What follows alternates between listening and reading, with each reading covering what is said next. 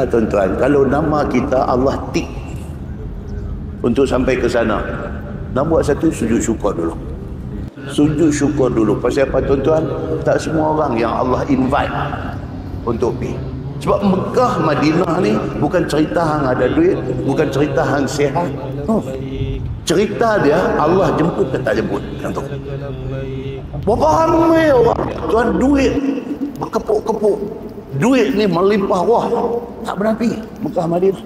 Tak pernah pergi. Bahkan tidak pernah rasa nak pergi. Ini satu musibah. Satu musibah.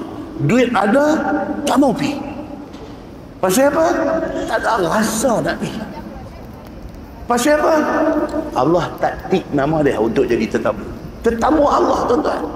Tuan-tuan, satu hari tuan-tuan dijemput oleh Sultan negeri untuk jadi tetamu dia makan tengah hari di istana. Tuan-tuan rasa macam mana?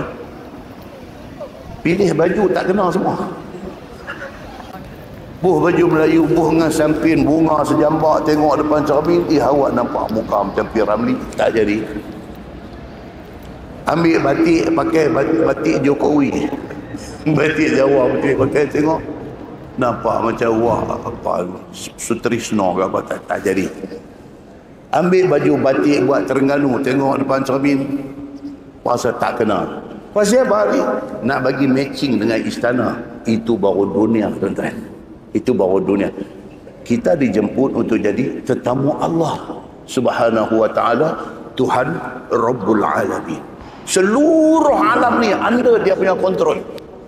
Dia jemput kita untuk pergi ke Baitullah, ke rumah dia. Allahu Akbar. Dapat tahu sujud syukur. Dapat tahu ni maksud macam mana? Kalau haji nama sudah naik.